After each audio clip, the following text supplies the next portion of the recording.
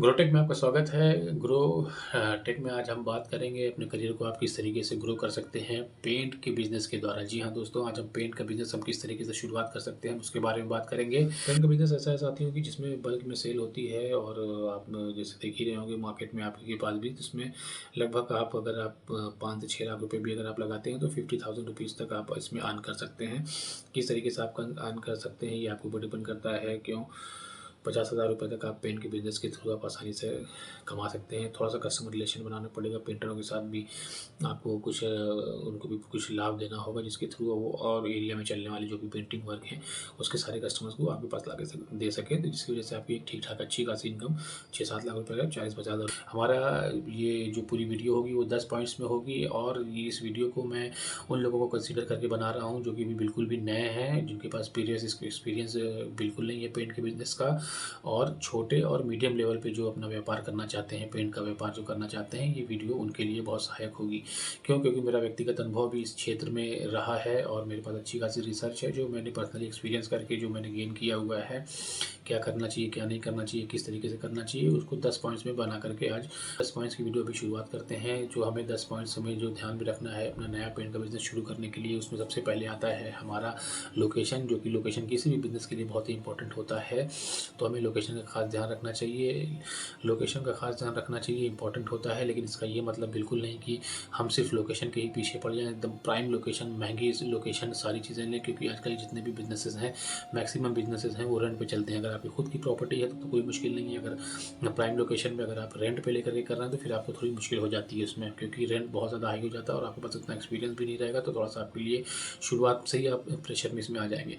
तो प्राइम एकदम लोकेशन, महंगी लोकेशन नहीं ढूंढनी है। अगर आपके आसपास कोई ऐसा एरिया हो जहाँ पे थोड़ा सा मेन मार्केट से थोड़ा सा 400-500 मीटर आगे हट करके कोई लोकेशन हो जिसका रेंट रीजनेबल हो, क्योंकि अगर आपकी खुद की प्रॉपर्टी है, मैंने पहले कहा, कोई मुश्किल नहीं है। अगर आपको रेंट पे ही है, जैसे मैक्सिमम ऑलमोस्ट 80% शॉप्स रेंट पे ही होती हैं। अगर रेंट आपको का है, अगर ज़्यादा आ रहा है सिर्फ लोकेशन की वजह से, तो आप थोड़ा सा आगे जा करके ले सकते हैं। क्यों? क्योंकि पेंट की बिज़नेस एफएमसीजी कैटेगरी की जैसा नहीं है कि इसमें डेली आदमी खरीद करके ले आ रहा है, जैसे कि दूध, चीनी, चायपत्ती वगैरह अक्सर लोग लेके जाते हैं। एक ही बार आदमी खरीदता है तो बहुत अच्छी ठीक ठाक ढूंढता है, रिसर्च करता है, तो आप तक वो पहुंच जाएगा। क्यों प्राइम लोकेशन के लिए मैं इतना इस तरीके से इन्फोसिस नहीं कर रहा हूँ, मना कर रहा हूँ, तो इसलिए क्योंकि आपने ये चीज़ अपने व्यक्तिगत अनुभव में खुद ही देखी होगी। बहुत ही बड़े बड़े प्राइम लोकेशन पे बहुत मेन पॉश एरिया में भी अच्छी खासी दुकानें खुली, लेकिन वो नहीं चली। तो इसका मतलब ये नहीं कि वो गारंटी ही होती है।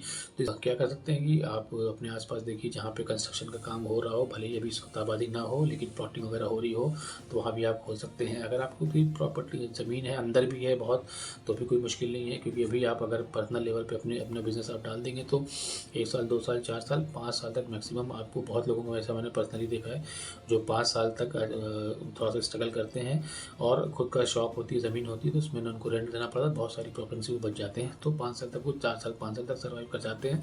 उसके बाद जब वो एरिया डेवलप होता है तो फिर उनकी दुकान की बूम आ जाती है। तो इसलिए लोकेशन को हमें ध्यान में रखना है। आप अपने आसपास का इस तरीके का एरिया देख सकते हैं जहाँ थोड़ी बहुत चहल पहल हो और कंस्ट्रक्शन काम अगर ठीक ठाक हो रहा हो तो सबसे ज़्यादा बेस्ट है। दूसरा पॉइंट है हमारा एरिया का, कि एरिया के लिए हमें बहुत ज़्यादा परेशान नहीं होना है कि कोई बहुत ज़्यादा बड़ी दुकान लेनी है कि एकदम शोरूम जैसा ले लें, खूब बड़ा। क्योंकि पेन का बिज़नेस है, लोगों को अक्सर मेरे पास बहुत सारे लोग ऐसे आते हैं जो ये सोचते हैं कि वाइट सीमेंट और पीओपी वगैरह रखने के लिए एक अलग से ही शॉप हो तो ज़्यादा बेहतर होता है। नहीं, शुरुआत में आप मीडियम और स्मॉल लेवल पे अगर आप बिज़नेस कर रहे हैं तो आपको 15x20, 15x15, 12x20 इस तरीके का एक शॉप काफ़ी ज़्यादा है। क्यों? क्योंकि अगर आप बहुत बड़ा एरिया ले लेंगे, अभी आपको मालूम भी नहीं है कि आपकी सेल किस तरफ जाएगी, बिज़नेस किस तरफ जाने वाला है, वो स्टॉक कर लेंगे सामान।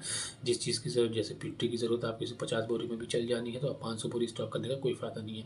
तो इसलिए बहुत बड़े एरिया के चक्कर में आप पड़ें। जितना बड़ा एरिया आप लेते हैं उसका भी आपको रेंट उसी हिसाब से देना पड़ेगा। अगर आप अलग से गोडाउन भी लेते हैं तो उसका भी रेंट आपको अलग से देना पड़ेगा, जो कि शुरुआत में मेरे हिसाब से सही नहीं रहेगा, क्योंकि अभी शुरुआत के बिज़नेस अभी आपको खुद ही बहुत सारी चीज़ें सीखनी समझनी रहेंगी। लग जाएगा तो फिर प्रॉब्लम आ जाएगी। कुछ 6 महीने आप मैक्सिमम शॉप चलाइए, साल भर चलाइए, उसके बाद आपको खुद ही शॉप बता देगी कि अब आपको इसके आगे क्या ज़रूरत है, क्या करना चाहिए। आप खुद ही साथ में सारी चीज़ें कर लेंगे। इसलिए बहुत ज़्यादा कम एरिया होने का एक फ़ायदा ये भी होता है कि आपकी कम पूंजी में आपकी शॉप्स काफ़ी ज़्यादा भरी भरी लग जाती है, अच्छा खासा इंप्रेशन आता है। क्योंकि अगर आप बड़ा एरिया ले लेंगे तो फिर उसको भरने के लिए फिर आपको वो उतना ही ज़्यादा फिर पैसा भी चाहेगा। क्योंकि दुकान अगर खाली रहती है तो आपको भी मालूम है कि कोई भी जो हल्की फुल्की खाली दुकान है, भले से ऊपर सारे सामान हो, तो खाली दुकान जो देखने में प्रेजेंस अपीयरेंस आता है उसमें लोग जाने से थोड़ा सा कतराते हैं, इंप्रेशन दुकान का अच्छा नहीं पड़ता। तो इसलिए इस मीडियम रेंज की जो शॉप्स हैं शुरुआत आप उससे करें, बाद में आपकी शॉप आपको खुद बता देगी। लोकेशन हो गई, हमारा शॉप का एरिया भी हो गया। अब उसके बाद हमें ज़रूरत पड़ती है रजिस्ट्रेशन कराने के लिए। मैं जिस क्षेत्र से आता हूँ वहाँ पर अभी फ़िलहाल सिर्फ जीएसटी रजिस्ट्रेशन ही ज़रूरी है, और टर्नओवर की एक तय सीमा है जिससे कम टर्नओवर वाले व्यापारियों को जीएसटी कराने की ज़रूरत नहीं है। अगर आप उस स्लैब में आ रहे हैं तो ज़रूर करा लीजिएगा, अगर नहीं आ रहे हैं तो फिर आपको जीएसटी शुरुआत में कराने की कोई ज़रूरत नहीं है, क्योंकि उसका भी अलग फॉर्मेलिटी होती है। जीएसटी कुछ नहीं, आपको मालूम ही है क्या है, जीएसटी में कुछ खास नहीं होता। ये आपका आधार पैन कार्ड लेकर के आपकी शॉप पे सर्वे करके, एक अगर आपकी खुद की प्रॉपर्टी है तो शॉप का पेपर लेते हैं, अगर आप रेंट पे शॉप ली है तो रेंट एग्रीमेंट लेकर के साथ में आपको रजिस्ट्रेशन दे दिया जाता है। आपके पैन कार्ड में कुछ और अंक ऐड हो जाते हैं, वही आपका जीएसटी नंबर बना करके वो आपको मिल जाता है। तो अगर आप स्लैब में आ रहे हैं, जीएसटी के टर्नओवर आपको लगता है कि उतना हो जाएगा, तो आप जीएसटी रजिस्ट्रेशन कराइएगा। अगर नहीं है तो जीएसटी रजिस्ट्रेशन से भी शुरुआत में फ़िलहाल बचने की ज़रूरत है, क्योंकि आप थोड़ा सा, क्योंकि अगर सरकार ने इसका छूट दिया है तो उसका भी लाभ उठाना चाहिए। आपको बिज़नेस आपका खुद ही बताएगा, जैसे मैंने पहले बताया कि आपको आगे रजिस्ट्रेशन कराना है, क्योंकि शुरुआत में भी आपको काम भी थोड़ा बहुत समझना रहेगा, अपनी मार्केट की जो नीड है क्या है, किस तरीके से रिस्पॉन्स कर रहा है उसको भी समझना रहेगा।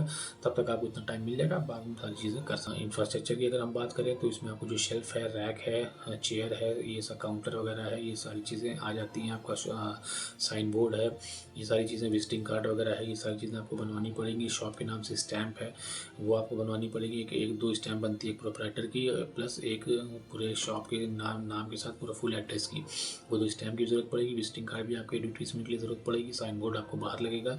अगर आप रजिस्ट्रेशन कराते हैं तो वो साइन बोर्ड पे भी आपको रजिस्ट्रेशन नंबर मेंशन करना ज़रूरी है। साथ में वो रजिस्ट्री का सर्टिफिकेट भी आपकी शॉप में लगा होना, फ्रेम होना बहुत ज़रूरी है, अगर आपने रजिस्ट्रेशन कराया हुआ है तो। ये इंफ्रास्ट्रक्चर के लिए मैं आपको टिप देना चाहूँगा कि रैक्स वगैरह, शेल्फ वगैरह आपको नया बनवाने की ज़रूरत नहीं है बिल्कुल, क्योंकि आप तमाम जगहों पे देख सकते हैं बहुत सारी ये चीज़ रीयूज्ड मिल जाते हैं। अगर आप रीयूज ले सकते हैं, अगर आपका बजट अलाउ करता है तो आप नया बनवाइए। नहीं तो मेरे हिसाब से सबसे बेस्ट पड़ता है कि सारे जो पहले की जो कुछ दुकानें होती हैं वहाँ से आप ये ओलेक्स वगैरह पे या किसी से आप बातचीत करके आप इसको ले सकते हैं। बहुत ही कम कीमत पड़ जाएगी और आपको कोई खास इसमें वही जो पैसा जो बचेगा आप उसको अपने आप इन्वेंट्री जो सामान आप मंगा सकते हैं उसमें आप लगा सकते हैं। स्ट्रक्चर के बाद हमारा आता है डीलरशिप, क्योंकि हम पेंट का काम कर रहे हैं तो पेंट के लिए हमें डीलरशिप की ज़रूरत पड़ेगी। और डीलरशिप कंपनी जैसे एशियन है, नेरोलैक है, बर्जर है, आपका भी बिरला है, एमआरएफ है, बहुत सारे पेंट्स की कंपनियाँ हैं, इन सबकी डीलरशिप लेनी पड़ेगी। डीलरशिप लेने का एक फ़ायदा ये होता है कि इसमें आपको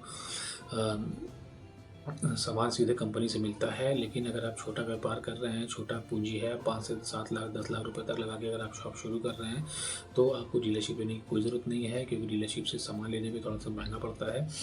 और अगर आप लेना चाहें, ये एक ऑप्शनल पॉइंट है डीलरशिप की, अगर आप लेना चाहें, अगर आप अलाउ करता है बजट आपका तो, क्योंकि अगर आप डीलरशिप में जाएंगे सीधा तो जो स्कीमें वगैरह होती हैं थोड़ा बड़े अमाउंट पे होती हैं, लाख 1.5 लाख रुपए का अगर एक बार में आप बिल कराते हैं तो जाके आपको कुछ चीज़ें सही पड़ेंगी, सस्ती पड़ेंगी, जिसमें आप बेच के कुछ आप प्रॉफिट कमा सकते हैं। नहीं तो फिर अगर आप 10,000 4 बाल्टी 5 बाल्टी अगर आप मंगाएंगे पेंट के या इस तरीके से, फिर वो आपको महंगा पड़ सकता है। तो इस पॉइंट को थोड़ा सा आप देख लीजिएगा अपने लेवल पे रिसर्च करके कि डीलरशिप आपके लिए सूट करती है कि नहीं करती है।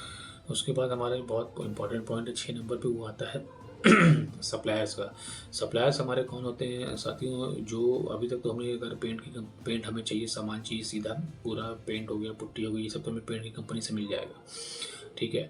लेकिन जो हमारी ब्रश होता है, पत्ती होता है, कन्ना है, सैंड पेपर है, इसके अलावा कलर्स होते हैं जो पाउडर वाले, पीओपी है, और स्टेंसिल वगैरह है, इस बहुत सारी चीज़ें ऐसी होती हैं जो कि हमें कंपनी से नहीं मिलती, हमें बाहर से लेना पड़ता है। तो ये सारे सप्लायर्स का आपके लोकल एरिया में कौन सप्लाई करता है, जैसे टर्पेंटाइन ऑयल वगैरह भी है, तारपीन का तेल, ये सब वगैरह कौन सप्लाई करता है, इसका आप थोड़ा पहले से नंबर लेकर के उनसे बात कर सकते हैं।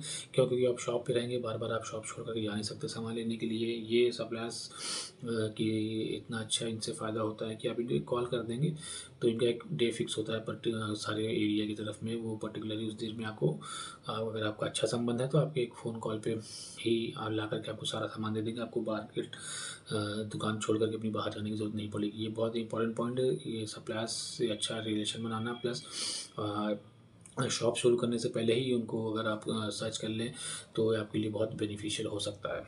उसके बाद हमारा आता है सप्लायर के बाद में मशीन में, क्योंकि पेंट का बिज़नेस हम कर रहे हैं। पेंट की चाहे आप डीलरशिप लें कंपनी की, ना लें, ये आपका ऑप्शन है, लेकिन मेरा पर्सनल रिकमेंडेशन ये है कि अगर आप पेंट की शॉप डाल रहे हैं तो पेंट की मशीन ज़रूर रखें, किसी भी कंपनी की रखें। क्यों? क्योंकि कलर बनाने का सबका ऑलमोस्ट एक सेम ही तरीके से सारे शेड्स बनते हैं।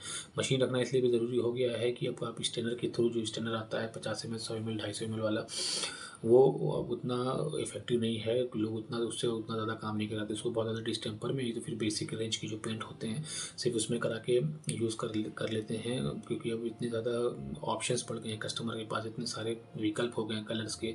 तमाम शेड्स कार्ड में लगभग 2500 शेड्स आते हैं। तो और उसके बाद नेट पे भी देख करके कस्टमर आपके पास हज़ार पचासों तरह की कलर लेके डिमांड कर सकता है कि हमको ये शेड चाहिए, वो शेड चाहिए, वो शेड चाहिए।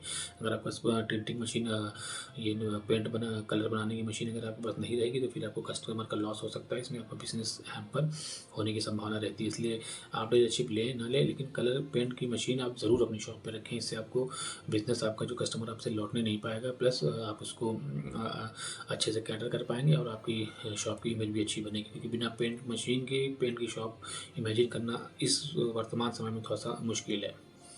अब साथियों, हमारा 8वां जो पॉइंट है वो बहुत इंपॉर्टेंट है, पेंटर्स के बारे में। पेंटर और जो कारीगर होते हैं इसके पीओपी वगैरह के, सबसे मेन तो पेंटर्स हैं। इनको आप जब आप अगर आप शॉप शुरू करना चाहें तो उससे जिस टाइम में आपका शॉप की प्रोसेस चल रही हो, जिस टाइम आप अपना सारा बोर्ड वगैरह या रैक वगैरह आप लगा रहे हैं, उसी टाइम से आप पेंटर्स को सर्च करना शुरू कर दें, आसपास के लोकल पेंटरों को, या पुरानी दुकानों पे जो आप जाएंगे, आपके एरिया की जो पहले की शॉप्स होंगी, वहाँ भी जा करके आप कुछ पेंटर्स के नंबर लेकर के उनसे शुरुआत में भी बात करना शुरू कर दें। क्योंकि शुरुआत में आपकी शॉप नहीं रहेगी, उतने लोगों को मालूमात नहीं रहेगी, लेकिन पेंटर के पास काम लगातार आता रहता है, तो वो अगर उनसे आपका रिलेशन अच्छा रहेगा, उनसे आपको कुछ प्रॉफिट होगा, तो वो आपको ज़रूर वो कस्टमर ला करके शुरुआत में आपके लिए वो समझ ले एक तरीके से सेल्समैन का ही काम करेंगे।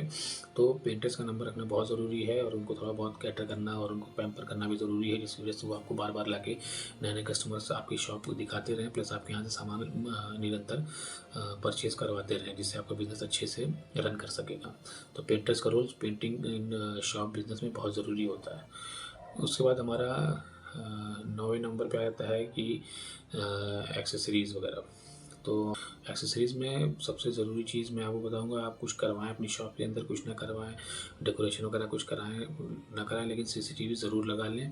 ज़्यादा नहीं, 2 सीसीटीवी कैमरे बहुत ज़रूरी हैं। एक शॉप के एंट्रेंस में अंदर ही लगाएं, इस तरीके से कि मतलब दिखे कि क्लियरली कौन आ रहा है, कौन जा रहा है। प्लस दूसरा, कैश काउंटर के जस्ट ऊपर जहाँ से आप कैश ले रहे हैं, दे रहे हैं, क्योंकि इसमें बहुत ज़्यादा प्रॉब्लम होती है। कोई कस्टमर कहता है कि नहीं हमने दिया रहता है, कोई 200 का कन्फ्यूजन में बोल देता है कि नहीं हमने 500 दिया था, तो या इस हमने दिया था पैसा, वो कहेगा कि आप कहेंगे कि नहीं उसने पैसा नहीं भी दिया होगा, फिर वो कहेगा कि नहीं हमने दिया था, भूल जाते हैं कभी कभी लोग।